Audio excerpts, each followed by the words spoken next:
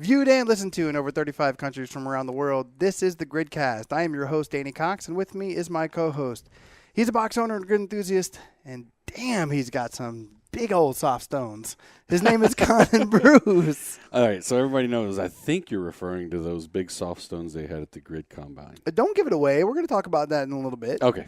All right, so in Quadrant 1, we're going to talk about the Combine that we just attended, the NPGL Combine. And in Quadrant 2... Yeah, we have Jim Kean, the CEO of the Grid League, and we also have Sean Buck, who is the VP of Product Development, on Quadrant 2 to talk about a cool thing called the GRID Invitational. Yep, and in Quadrant 3, we have the brother and sister owner team of the Miami Surge. That would be Mather and Ruby Wiswall. And that's it. So... let's go ahead and start the show. See you over there.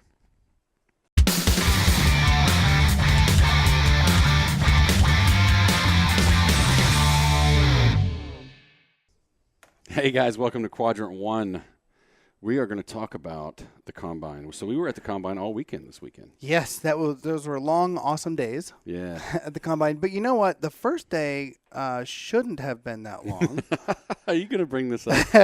I have to bring it up. So an unnamed official let us know that, you know what's a good idea? I'll say this a little better. What's a really good idea, if you're going to carry thousands and thousands of pounds of equipment in a truck, in an 18-wheeler. What are you going to do first? I think it's a good idea if you tie them all down. Strap it down. You should strap down that weight before they roll around. So apparently, what a little birdie told us that somewhere on the highway, about 7 hours away from the Combine, some nice equipment started falling out of an 18-wheeler. Yeah, we don't know if it actually fell out, but so it wasn't and shifted around a lot. It wasn't strapped down. It started banging on the doors. It definitely did some damage to the doors. So it delayed the Combine for a few hours, which, few hours, which, by the way, so emails were apparently sent out to all the athletes. To make sure that they didn't show up at 8:30 in the morning. You don't want them sitting around for hours. No, you don't want anybody sitting around for that long. Except and then we were supposed to, it's weird. We didn't get an email or anything. Kelly, sorry. Yeah, so we found out later that everybody thought everybody else had told us, right? Yeah. So, yeah. Oh, they're all pointing fingers. Yeah, exactly.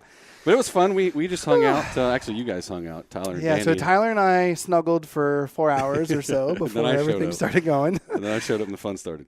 That's right. But then, so after all that stuff, they really started off top notch. And you know what? They had to put the whole grid rig up, and we got to see the whole thing. It usually takes 10 hours to put that thing together. They put it together in like a couple hours. So yeah, that was impressive.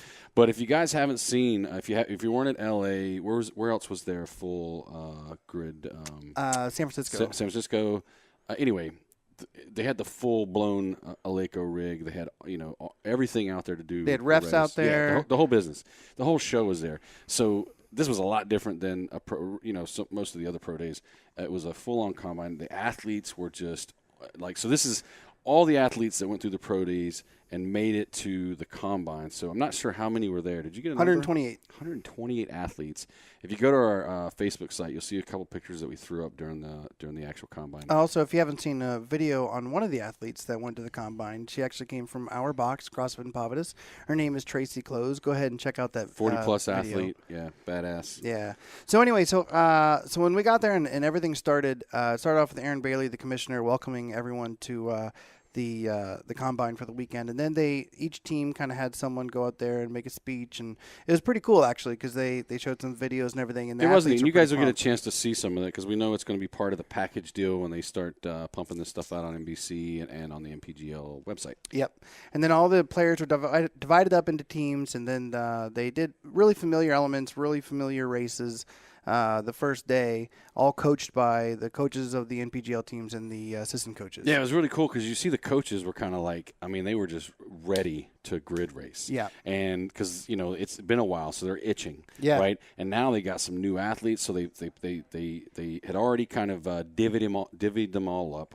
And so all the athletes are they're chomping at the bit. You got coaches that haven't, put their athletes out on the grid for a while. So it was a lot of excitement building. And they did it in the heat format, which I thought was actually kind of cool. It was. And they didn't do elimination. So last year's Combine, they did elimination to the last team they were all offered pro spots. Like they're guaranteed pro spots. That wasn't this way this year. Everyone participated in every match and for every heat. And you had a really good opportunity if you're scouting to see everybody race, to see everybody perform, to see everybody go through a lot of different movements, so you can see kind of let it play out through those 2 days, how they're going to react out on the grid. Yep. And so on the second day, though, what was really cool is we got to see a preview of the new elements. New elements. And so I made the joke a little bit earlier in our intro about big soft stones.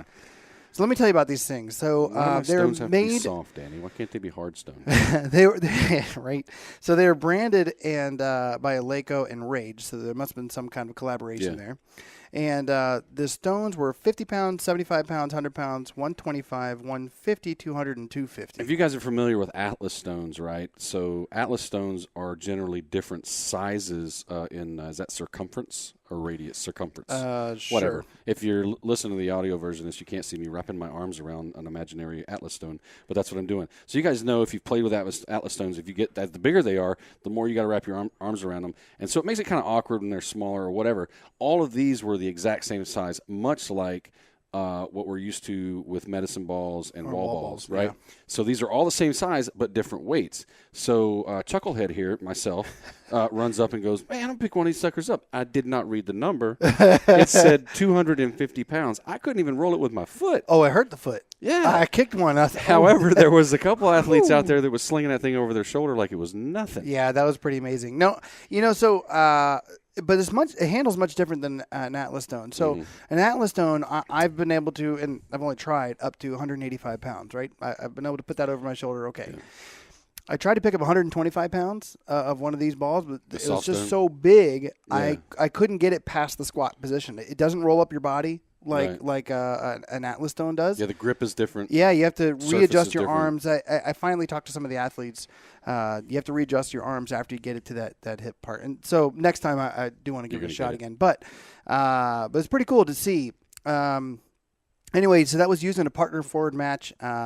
And it had the 250-pound balls at the very end, and they're supposed to get 2 reps. No one actually got through Quadrant 4 because Quadrant 3 actually they were getting hung up on. But I believe once you get through the season or let them play around with it a little bit for sure. I'm sure they'll get it. Oh yeah, they'll be slinging those balls. Another element they had the wall from Spartan. Yeah. Right, so that was really cool, the 5-foot wall, and that's really fun to watch. So they put one right at the end of Quadrant 1, and if you're going to transfer from Quadrant 1 to 2, or if you're going to have to race back to get someone else, you have to jump over the wall. Yeah, so if you're going to tag out, you're going to sub out. That's the part I didn't catch at first. Like, yeah, I get it that you had to get over it to get to Quadrant 2. But, like, if I'm going to go back and tag out, I have to go over the damn thing again. Right, and then someone else has to go over it to come back. Right. So, it's a barrier in your way. Yeah, and you're talking about grid that's fractions of a second, determine who's going to win a race. So it was really cool to see some of these people, like, literally almost hurdle it. Oh, yeah. 5 feet in the air, and they were just like, boom. Yeah, some hurdled it, some kind of flopped over. Yeah. But, I'm sure once they get used to it, just like the big old stones, that is something that they get used to. Yeah, and I heard a couple of people in the, spectators and whatnot on the sidelines talking about, well, what's the wall got to do with, like, grit, And then, so this is a fitness race, right? It's a performance race. And if you're familiar with law enforcement or military or anything in that kind of realm, it's always been tested for many, many, many, many years of whether a person can get over a wall. It's been a fitness test that's been around for a long time. I'm sure that would help tall people too, right? Yeah. Isn't it nice to actually see some elements that help tall people? Exactly right. Seriously, other than the ring touch they had in the last championship Tyler's match. nodding his head. Yeah, then finally you're having some elements that helps out a tall person. So Which, anyway, by the way, when they have long arms, that also the soft stones help tall people too. Oh, if you got T-Rex arms, you're effed. You're totally you effed. are effed on I don't soft care stones. if you're like a 5-foot dude. I don't care if you can snatch 350 pounds. Your arm span is not long enough to get around pick that up ball. the soft stone. It's just not. Tag out. Yeah, seriously. just don't try. What else do we have there? So they changed a lot of the gymnastic elements for on the grid rig itself. So they had complexes like chest to bar, toes to bar, bar muscle up. And you would do that all in a row. And what's interesting is at the Combine, we saw people kip, or they would do a butterfly. Right? So you butterfly chest to bar, butterfly toes to bar, and do a muscle up. But we saw online, I don't know if anybody else caught it on Instagram, Kate Brierly and Alex Smith put up in one motion, you could do toes to bar, chest to bar, and then kip once and get a muscle up. So they only had two, basically. Much more efficient. They're way faster. Right. Way faster. Now, I didn't really see that I don't know if anybody did, and if I missed you, sorry if you actually did it. But most of the time, I just saw people do it one at a time and move up, which was still damn impressive. Everybody across the grid world is practicing it right now. Yeah, it'll be interesting to see who actually does that quick chest to bar, toes to bar, and then muscle up, and also to see if that's going to be a legal move. It's cool to see these see if that's a legal move, right? Because you never know, right? Yeah, you'll see it come out. But what's cool is to see these advanced gymnastics movements. Yeah, right? it's really cool. And then speaking of gymnastics movements, you had backflips were a part of it, right? And that was kind of cool. That was a trip. Yeah, that was really Literally, trippy. a few people got tripped up. Yeah. If you are someone out there that can only do one backflip at a time, trust me, that ain't going to fly. It's different. You're going to have to be able to do flip, flip, flip, flip, and then run. So they use that actually in an 11th race in the sprint relay format at the Combine. And you saw some athletes just crank out 3 in a row, like they've been doing that their whole lives. Right. So they were stoked when they saw it. Oh, yeah. You saw the people that knew how to do a backflip, and then you saw the people that were just slowly walking to the back of the pack. They're like, not me, not me. Yeah, please don't pick me. I can't do it. I can't bend over backwards, much less. Please don't show. I can't show that weakness. But anyway, so we had a really good time at the Combine, and we saw some amazing rising stars. I know that are going to be picked up. We taped the show, by the way, on Monday night. Tomorrow is the draft that we're going to be at. Hopefully you guys watch it. And this comes out on Wednesday. But anyway, so we're really excited to see the athletes perform. We can't wait to see them get picked up. So yeah, it was great to get you jazzed up for the rest of the season. Hell yeah. So San Jose. In June. Yeah, right. All right. So that's wrapping up Quadrant 1. In Quadrant 2. Yeah, in Quadrant 2 we have Jim Kean and Sean Buck from the NPGL. Sean Buck is the Grand Poobah. Whatever.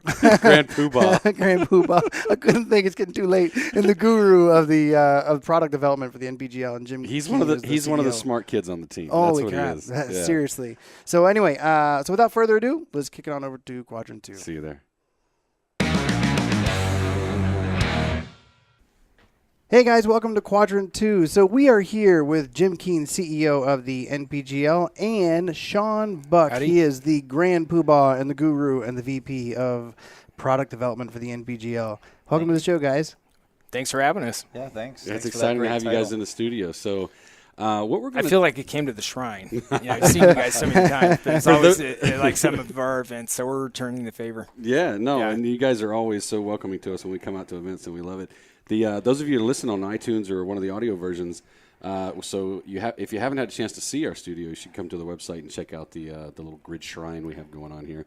But today, what we're going to do, we're going to talk about what I think is a very exciting event coming later in the year called the GRID Invitational. We just found out about it during the Combine, and we were so excited about it that we thought, hey, let's bring these guys on and talk about it. So before we get into, let's talk about what it is, and then I want to talk about why you came up with it. So we'll start with, what is the GRID Invitational?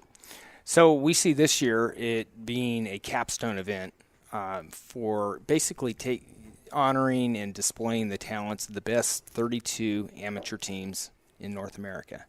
And you may say, well, you guys are about a year old. How can that be? But at last count, there's something like 14 different types of grid leagues or amateur systems or pickup or whatever, over 100 teams that we know of. And so we started seeing this debate where who's the best team and who would do the best. So we are doing championship week in Anaheim in September. It's going to be over 11 days. So you're going to have the Pro League Championship. Yeah, so it's going to be quarterfinals around September 9th.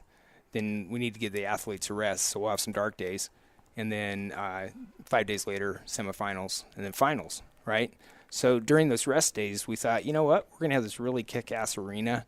It's going to be all lit up. It's going to be a regulation grid, just TV quality, whatnot. So we decided that we were going to be in a perfect position to host an invitational. We'll have all our referees there. The whole experience could be available for the amateur system. You can have Mickey Mouse as one of the judges or refs. Well, sometimes it's been said already, but, or Goofy. There you go. Oh, man, that's rough. We were going to interview the refs while we were at the Combine, and they were just so busy, so we're hoping to get some of the gridlers and the refs, too, on when we go out to San Jose and Anaheim, get those guys. But, looking for Mustafa, actually. Yeah, those guys are exciting. But so the Grid Invitational, 32 teams. 32 teams. And I think you're going to kind of correct me if I'm wrong here. So some of those slots will kind of be dedicated to already existing amateur teams. And then this is what I think is really cool, and I kind of got this from the site gridinvitational.com, right? Uh-huh. So you can get a lot of information from there. But so you can, if you don't have a team, so I want to play grid. Maybe I've got 2 or 3 buddies that play grid, but I don't have 14 of my buddies. But if I read the site correctly, you're actually going to be able to find people on the site who are, hey, I want to play grid, and you can put teams together that way. Is that right or no? Yeah, so I'll let Sean kind of describe that. Yeah, exactly. So one of the things we want to do is make this real easy for people to enroll. So the first thing they're going to do is they're going to sign up and create a team page. They're just going to tell a little bit about themselves, where their team's at. And, we could be a closed team, meaning you already have your 14 people. You've already trained with them. You're already playing grid, and that's great. Or maybe you have, like you said, just a few people, but you want to open it up and you want to find free agents. So athletes are going to be able to just register. They're going to put in their grid scores. So that's how you're going to sort of be able to tell what level they're at. And then you'll be able to find people in your area. They could be in your area. They could be not in your area. But you start to assemble a team on your team page, and then you're also going to start recruiting fans. So that's an exciting thing as well. So we want these teams to build a fan base, and the cool and exciting thing, which we can talk about a little more, is the fans are going to win too with the winning team. So we want to make sure it's really a good experience for everybody. Yeah, so let's talk about that. So I know you guys probably haven't worked out all the details, but basically one of the ways you can guarantee to get a slot into this 32, because let's say you might have 100 teams sign up, right? So how do you pick the 32? So we're, in a way, doing this as an experiment because we're going to expand it next year, and it's going to be a permanent part of our sport. So we're kind of curious about what's going to happen. So we wanted to allocate a couple different slots. So we may allocate slots to minor leagues and amateur leagues that we've already recognized and interacted with. Could be like the Sagal gets 2 slots of the best teams. Sure. The New England Grid League, same thing. And then, but we also want to have that really just amazing team that comes together that nobody's heard of. Right. The biggest thing, remember the Tennessee 10 out of the Sagal tournament? That's what I'm sitting here thinking about is so they I don't think they made it into the SAGL. They just had a hard time logistically, I think, getting everything together, right? But they showed up, and they were that tight bunch of the top 4, and the other 3 had ringers. Right. Yeah, but that's the Razniks. Yeah. Right? Yeah. And they just were that kind of the Butler of basketball, right? They just came out of nowhere. Right. And that'd be fun to see in this invitational. That'd be cool. Yeah. So we'd like to have some at large. We want to have recognized grid leagues already. So all those things are going to be contributory. So why would I bring a team from Virginia or from Tennessee all the way out to Anaheim? Because that's going to be pretty expensive for someone to bring a team out there. What is the incentive to actually get into this tournament? So we're going to provide a cash prize with equipment, and we haven't determined the level of that, but it will be substantial.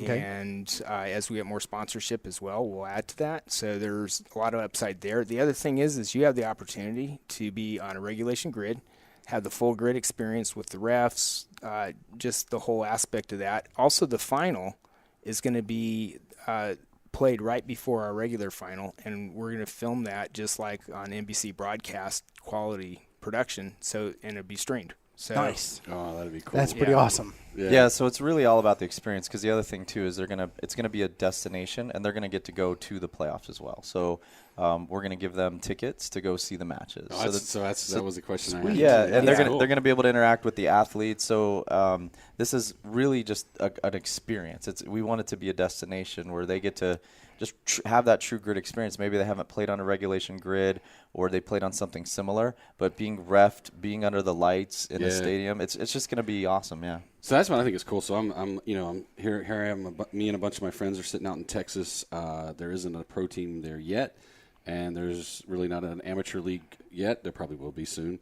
In Texas and how big it is with sports. But so what's cool about this is you could come out from this area that really maybe isn't well represented yet with GRID, and can come out with this, really kick-ass team, show up to the Invitational. Not only do they get to play GRID, but like you guys said, they get this full-on experience of now I get to watch the semifinals, I get to watch the finals, I get to meet, because, all athletes are fans too, right? So now you come out there and you get to meet all these folks. That sounds incredible. So why put this all together? I mean, what's the really big strategic picture for having the Invitational? So we've been just really pleased and amazed that in a year this whole amateur system has developed, this ecosystem, without a lot of prompting from us, and we're really encouraging of it. But we also wanted to provide a capstone kind of outlet for people who are aspirational. So we have access to networks. We fully expect in the out years that we can turn this into a media property, just like the Sweet 16 Final Four for college basketball. This one's of interest. So this year is an experiment. That's why we want to see how it looks on production. We're going to get uniforms for people, the whole deal. Because next year we could see this becoming a tournament that leads off the year. And we get the finest amateurs, and then in a way solves a couple business problems for us. It helps us start scouting early talent that bubbles up, and you have the drama every year. Who are the emerging stars? Right. Then after the final, you could have our combine, which would be almost like the equivalent in college football, the Senior Bowl, right? So our scouts are there and this, that, and then the pro season kicks off. So we could see a lot of upside for doing that. The second thing is the pros can't be in the tournament, but they can be as coaches. And we really wanted to... Or the coaches can be players, too. Or the coaches could be players, right? That would be fun. Yeah, so there's a lot of different things there, but we could see this growing the ecosystem of people who understand the sport and are great coaches, because a lot of people don't think this, but the coach, or aren't aware of this, but it's pretty obvious. The coach is the most important person on the grid, because a coach's decisions can either make or break a team during a match. They're directing traffic. Yeah, and so coaching is going to become critical to have the best coach there on the floor. So having people with more cycles under their belt is going to be critical. Yep. I think you ought to allocate one team to the coaches team and make them do it. Yes. Coaches and assistant coaches. I want to see someone yelling at Kotler. Yeah. Throwing a bottle of water at Kotler. That would be awesome. Yeah, I think there's a couple other things I'd like to touch on, too. One of them is, if I'm going to go in a tournament, let's say a basketball tournament, I'm not going to practice on an 8-foot rim, even though I'd be able to dunk and feel good. When I got to the tournament, I'd 8 foot? 9 maybe, if I warm up. But then you're not going to play well, right? So if we have, one of the things we want to do is to protect the integrity of the sport. And with it growing so rapidly and with the education of GRID, there are things that make GRID GRID. Right? And we want to make sure people experience those and have that fun of GRID. So if we set the matches out and say, this is what's going to be in the tournament, they're going to be practicing that. They're going to be practicing as much as possible on a 15-foot rope if it's a 15-foot rope climb. So we want to give them that experience. The other thing I would say is it's a bit of market development for us too. If we find that 20 teams in Houston, Texas enroll in this, it's like, maybe we should look at that for our next pro team, right? So this is a chance for everyone to tell us where they think the next pro team should be in a way, right? If there's a lot of teams coming out of Arkansas or Iowa, places that maybe that just aren't our roadmap, it's like, wow, there's a huge market there that we should start to look into. Yeah, how about Australia? International. People are crazy for exactly. One of our biggest listener markets is in Australia. Yeah, 35 countries and Singapore. I don't know why, but Singapore. We have a big presence. I was traveling that time. Well, the other thing too is the format we're going to publish a little bit more on, but we are recommending people have 14 members, 7 men, 7 women. Right? You should have a coach. You should have a general manager. You should have a promoter. So right there, you've kind of formed a team, but you've asked them to self-assemble. Mm-hmm. Yeah, and it gives it puts a lot of structure. Again, kind of keeping the integrity of the sport. The whole idea, it has to be co-ed. It can't be like 4 people, right? You can't really.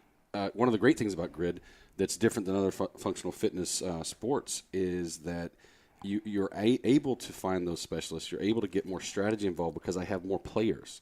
So if I'm limited to 4 or 5 people, that's okay for pickup game of GRID in your gym. No big deal there. That's okay. But when we get to this level, you want to be able to play those players in the races and use them for those movements that they're really good at, and all that strategy comes into play where you couldn't do that if you didn't have 14 people on it. Oh, and a great example was at the Combine, actually. It's funny because it's like we introduced some new movements like backflips, and you saw people saying, well, I need to practice my backflips. Not really. You just have to have someone on your team that can do backflips, right? And so we've seen that is so new and different for a lot of these athletes. Exactly. To have the mentality of forming a true team, what we don't want is people to form a team of everybody the same. So when we publish the race formats out there, we're going to make suggestions like, you should have somebody that can clean and jerk 275 pounds for 2 reps, right? You're going to want to have somebody that can do 10 unbroken muscle ups. There's these things to get people to start to strategize and form their own team, because if they form a team that's just all strength or all body weight specialists, they're going to have some challenges. Right. And you can get all the information on the website, but let's give them the highlights again. So sometime this in May time frame, we're going to start registering folks. That leads into there's like 3 or 4 different time hacks, right? Yeah. And so if you go to the website, you can see this infographic, and it'll walk you down. But you're going to start, the first thing What's you do. What's the website? It's GridInvitational.com. Yeah. The first thing you're going to do is create a team page. Then from that team page, you're going to start inviting athletes. So if you already know, you're going to put in the email addresses of the athletes and you're going to invite, and they're going to sign up for an athlete account. They're going to put their grid score in, and you're going to have athlete cards. So you're going to start to see the team build out. And then you're going to start inviting fans. And those fans are going to sign up and be associated because, again, that's what we talked about. It's a key part for some of the teams to get in. About half of the teams with the most fans are going to be able to get into the tournament alone. And that's where we're going to let the market kind of tell us where the fan base is at. The other thing is fans can recruit other fans. So as a fan, and I'm really excited about my team, I'm going to start telling my friends, right. and then get your buddies on board, and then there's going to be like a fan leaderboard. And so somebody with the most fans, they're going to get more raffle tickets for certain prizes and discounts that we're still working on. But we want the fans to be rewarded as well. So if a team goes in and wins the tournament, they get some prize money, but the top fans are going to get some prizes as well. Well, hopefully all the amateur teams out there and all the folks that are not necessarily at the pro level yet with Grid, hopefully they find this as exciting as we do. I think, we've talked about it several times. You guys mentioned it early on here when we first started talking. You're easily going to have 32 teams. As a matter of fact, you've probably got closer by the end of the year, like 100 teams already spread out in some form or fashion, right? So it's going to be exciting. It's going to give them a place to, a thing to strive for at the end of the year, which is going to be great. Danny, do you have that brochure, the Grid League brochure? So as he's getting that, I just want to mention a couple of quick things as far as timeline. So May is when they're going to be able to start their teams. Around mid-July is when we're going to start the selection process. So they have from May to mid-July to start recruiting as many fans as possible. And then in that July to August timeframe, we'll be notifying the teams so they can start making travel arrangements and travel plans for this end of September. Cool. So that's kind of the lay of the land. And I'd have one more thing. Championship week, we're also making sure there's a lot of value for going there. So as Sean said, you can during the day do Grid Invitational. At night you can do the playoffs.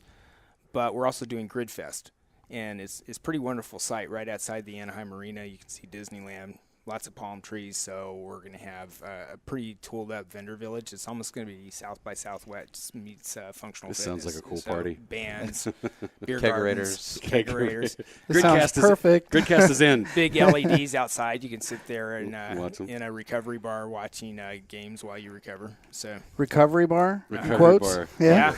So, okay. So some good making stuff sure. in there. But, that's oxymoron, right? So right. as a segue into next episode, we're going to have Sean back, and we're going to talk about a thing called gridleague.com. I want to mention it now because I want to give you guys an opportunity out there, guys and gals, to if you're listening to the audio version of this, you can go onto the website and we'll give you the link. But there's a PDF version of this brochure, and what's exciting about it is it basically lays out the what makes Grid, right? And we're going to talk about it a lot again in next episode, but I wanted to give you guys a heads up to go to the site, gridleague.com, download. It's a PDF. It's a great tool if you're one of these amateur teams, or if you're just you're looking to get into Grid more and you're like, well, how do I play this, right? This is a great piece of reference material to figure out how to do that. Gives us a good segue to next episode. And it's been really exciting to have you guys here. We think the Grid Invitational is going to be a lot of fun. Again, gridinvitational.com gives you all the details. Right now, what's really important is to go there, go to the bottom of the page, put your email address in, get all the updates, right? Exactly. And as soon as we launch where you can sign up early May, and as soon as we launch that team page where you can sign up, we're going to email everybody that's already given our email address and let them know to sign up. I already signed up. Nice. All right, guys. Well, I think we completed all of our reps in Quadrant 2. Let's head on over to Quadrant 3. Absolutely. Thanks a lot. Thanks a lot, guys. Thank you. See you.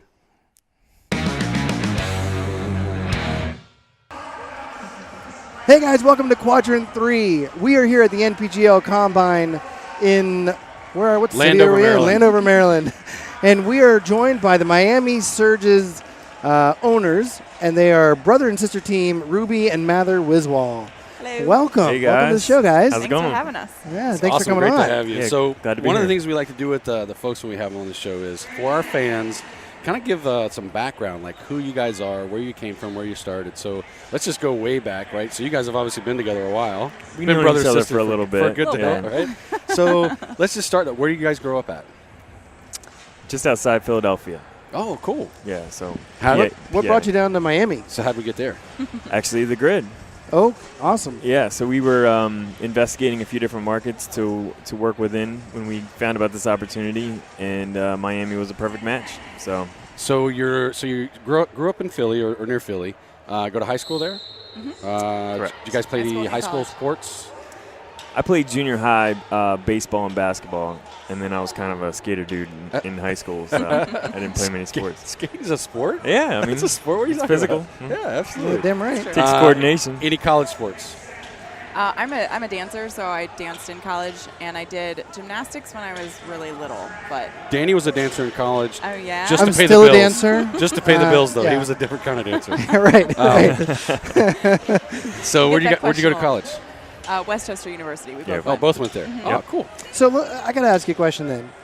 So the team who shall not be named, the Philly other team, were you guys looking at maybe being in that market instead of going down to Miami? Yeah, of course, we were looking at it, and Yeah. there was two people in Philadelphia, so it kind of made sense that, and we were both really interested. So, of course, we kept our options open, investigated all different markets, but we were definitely looking at Philly too, and Okay. love Philly, but Miami was a perfect fit for a lot of reasons. Okay, sorry to bring us off track there a little bit, but I had to get that question because Because a lot of people it wonder. doesn't. Yeah, of Yeah. course, Yeah. yeah, Yeah. makes sense. And I'll tell you, I mean, if I had to choose climate-wise, I think you made a better choice. Oh, hell yes. Yeah, this past I'm a winter was the huge- best winter of my life.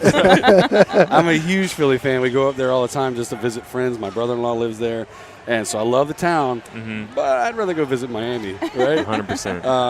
And it's a great sports town, Miami is. It is. Lot It of is. good People don't fans. realize how passionate people are down there, but especially UM. People are nuts about UM. Yeah. So- And Oh, CrossFit, ridiculous. Too. Yeah. There's, it's the highest saturation of CrossFitters down there. So Oh, for sure. And, a lot of people don't know kind of how that spreads out. So you talk functional fitness and CrossFit. The obvious highest concentration is going to be like out in California, Southern California, Northern California. When you get to the East Coast, though, it's Mid-Atlantic, which is basically where we are. It goes Atlanta, Miami. I mean, and all those are kind of fighting for those top spots. It's the highest concentration, right? I might be biased, but I think the biggest percentage of people here are from our area, from All right. Florida. Yeah. There's Well, I heard athletes. that we weren't At able the to go down to Combine. that pro day, unfortunately. Yeah, But that pro day I heard was pretty bomb. loaded. it Yeah. was. Loaded. It was. I mean, We were at we the had the Arnold top Classic, lifts unfortunately. of both guys and girls. Yeah. And then we had top rope climbs, top thrusters. We had the most girls. Most girls. A lot of talent down there. Yeah. That's awesome. Yeah. That's really cool. So, brother, sister, are you guys the only owners as a group? Or, I mean, There's a group of okay, us. so Yep. usually there is, right? I don't want to leave anybody else out, right? So, brother, sister team, ownership team, that's pretty cool. First and only so far female owner-operator, Yeah. right? That's pretty badass. I agree. Well, and I think, and you kind of talked about this in your, you talked to the athletes when they were doing the athlete briefing yesterday, and I thought it was great. We have a good friend of ours out here that's a female 40-plus promising potential athlete, right? She's trying out. And as a father of 4 girls, I really appreciate the whole concept of this GRID thing is so co-ed. It's like built in from the ground up. Like it is that way. There's like you couldn't even part the ways with it, right? Like it's just No doubt. embedded in the Absolutely. ecosystem or whatever. It really right? is. Yeah. Talk and about that a little bit. Like how do you think that came about? It's from the top down too. I mean, it's from the ground up, and it's from the top down. There's strong females in the executive staff of the league, There's strong females in the executive staff of the teams, and it's awesome because in the world of sports that doesn't really happen. There aren't a whole lot of really strong leaders that are women in the world of sports at all.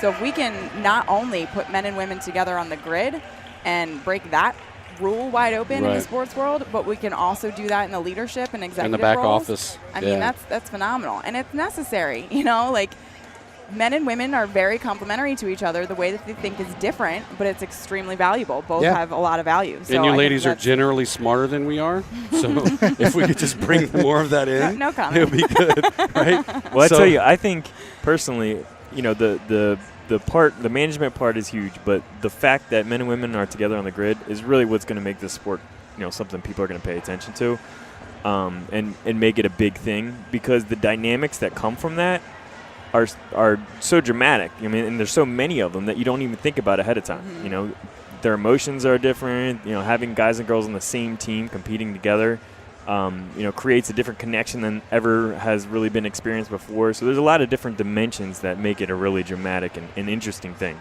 Yeah, Willis McGahee said, we did an interview video with him not too long ago, and he said on that video, he was like, you know, I'm used to being in the locker room with a bunch of guys and dudes and being like, it's all smelly and sweaty. And it's different now. And he was like, I'm really excited for that. It's going to be a completely different experience. And just think about how cool it is that there's going to be fans out there, guys and gals, fans, that will be wearing female jerseys. Absolutely. As fans. 100%. Like, at this moment there is a Taylor Stallings jersey, I'm sporting it, right? Yeah.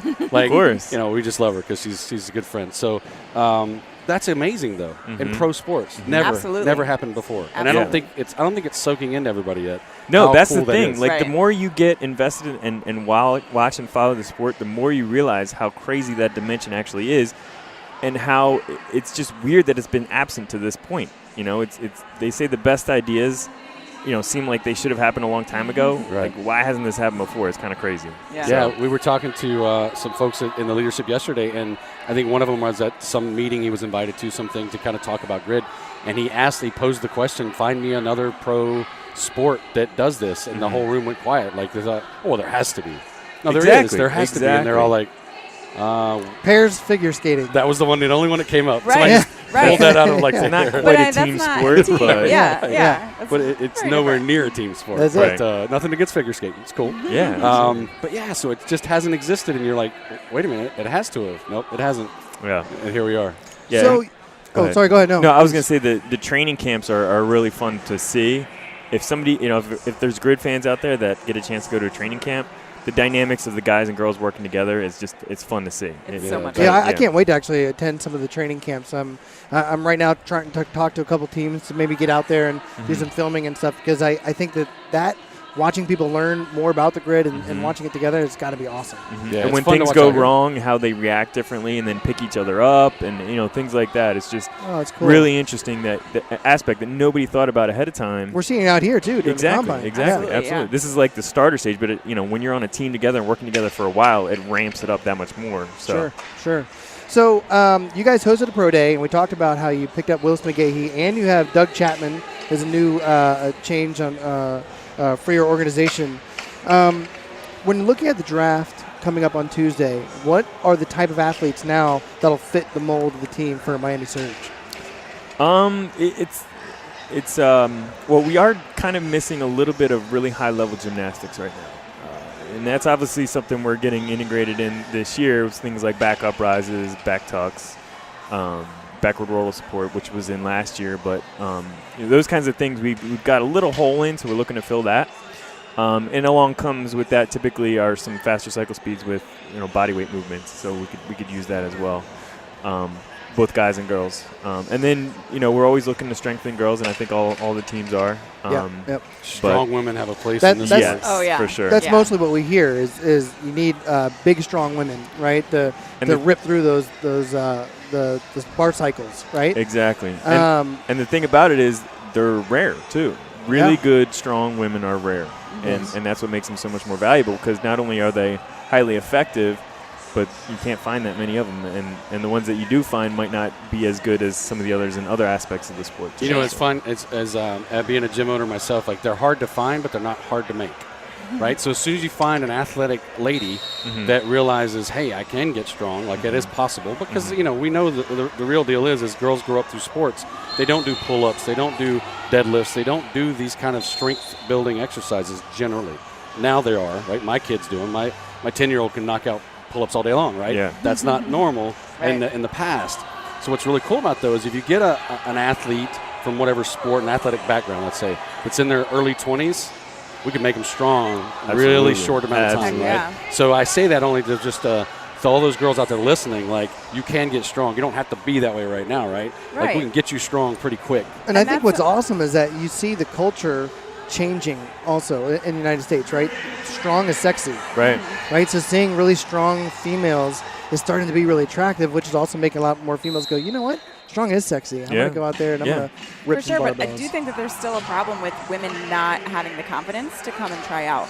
There's a lot of, I know that there's a lot of strong women that would be great in this league that didn't feel confident enough to even try. Yeah. And so that's one of the things I've that we talked really to some want of to. them. Yeah, Right. it's My wife's one of them. Trust me, she's a USAW lifter. There you go. She's really strong. Yeah. But have the confidence to get out here on the grid and do that. But how do we overcome that? I mean, I think getting the word out as much as we can and encouraging people to just come out and try, I think is really important. And we're putting a focus on that. We really want to try and get the women to come out and at least give it a shot. Yeah. Yeah, I mean, all they really have to do is see all the great women that came out here and ask them how they did it and what their process was, because they were in the same spot, and they overcame it, and the ones that did and made something out of it, have fun. They love it. Yeah, and we're going to be. There's a lot of people. There's at least a few girls that I know that didn't expect to get invited to the Combine from the Pro Day and did invited to the Combine. Cool. So, what's the harm? And plus, it's so much fun. I'm jealous of all these. Oh, yeah. We all want to be out there. I know.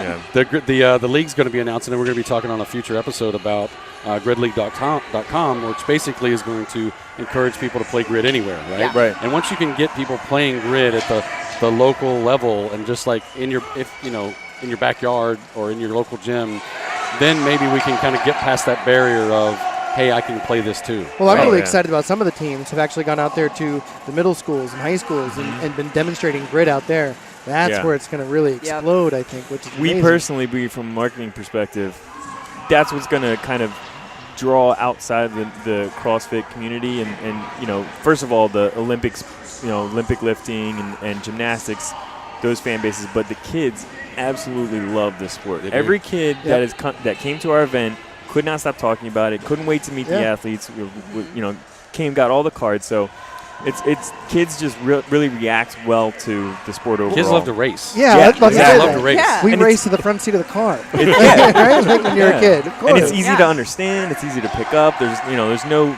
tiny nuances that don't keep you from understanding what's going on. Yeah. There's things that develop in the strategy they might not understand, but they don't need to just to enjoy the sport. To see who crosses the finish line first, it's not hard. Yeah, especially when you make it a team point, right? So that I don't have to be able to do everything. Right. I'm just going to help my team do whatever it is I do well. Exactly. And that's another point about, the women not feeling confident. I think they might see a Taylor Stallings and say, I can't lift 465 in the ladder, I just shouldn't even try. You don't necessarily have to, you know? And then Grace, who came from our area, she's competing out here. She's, all of 4 foot tall, and she's contributing a lot to these races because her specialty she's really good at. You find your little sweet spot. There's all different body types, all different sizes that really contribute. And that's so awesome too for role models for the kids out there.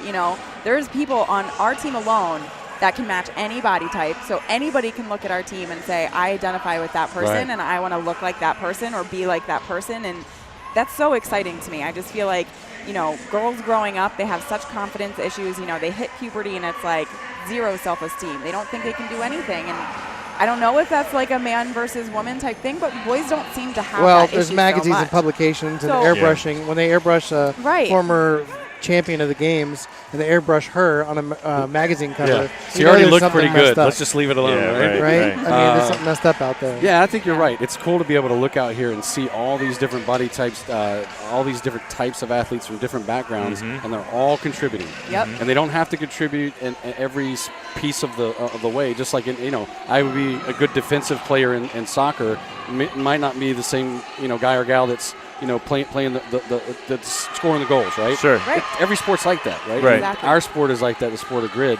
And you Getting got back to- you got 17-year-olds and you got 45-year-olds here on the too. same on the same grid. It's bad. Yep. It's badass. So when this airs, it comes out on a Wednesday. It's going to be the day after the draft. So you guys coming into the draft, which is in a couple days from now, as owner-operators, as folks in the leadership team for the Miami Surge, what's going through your head right now? I mean, you're dealing with the Combine. That's one thing. You're looking for athletes that are hopefully going to present themselves on Tuesday. What is it like to be you guys? What's going on in your head? Is it calm or is it chaos? I'm so nervous. Yeah, there's a lot of chaos going on. I mean, the biggest thing is, you see somebody that does really well physically on the grid, but that's not enough. You got to meet them. You got to talk to them. You got to know who they are as people. You got to see how they work with one another. So really trying to make that connection with as many people as possible that you have interest in is top priority right now, because, you're not going to necessarily get your top 3 picks. Somebody else might be looking at them and probably is. Right. So you got to have your backup to the backup to the backup plan, and that means you got to talk to a lot of people. And that's the most stressful part, is making sure that you touch base with everybody that you're really interested in and make that connection to really understand who they are as people as best you can, which is really hard to do in a short period of time. But that's kind of, a big part of it. It's really important to us that our team gets along and gels really well. I'm sure that that's important to everybody, but that's part of the whole strategy, and it worked really well last year.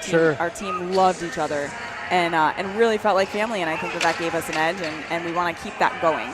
So it's not necessarily and Mather can speak more to this, but personality is huge, I guess is what I'm saying. Sure. In team sports, it is everything. Absolutely. It's what happens in the locker room is just as important what happens out on the grid. Yeah, 100%. If you guys could, if you had a crystal ball, what does the future of the next 3 to 5 years look like for Miami Surge? What are you guys excited about? Obviously this season, right? 2015 season's coming up. That's exciting. But just looking down the road, like what is driving you guys right now? What's really getting you juiced up? I'm excited for lots of home matches so that we can grow our fan base. I'm so excited to get out into our fan base as much as we can and connect with them and get them excited. And we have plans to be getting into the high schools and going out and getting people just playing grid. And I'm just really pumped to keep expanding and getting to meet new people all the time and getting them interested in grid and falling in love with it. Yeah, it's very similar for me. I love our community in Miami, and I just can't wait for more and more people to get involved in our community and experience and enjoy the sport overall, and just integrate it into the whole family of Miami sports. Awesome. And I can't wait to win the championship. Well, with that said, we really appreciate you guys being on the show. Thank you very much. And so let's head on home to Quadrant number 4. See you guys. Thanks, guys.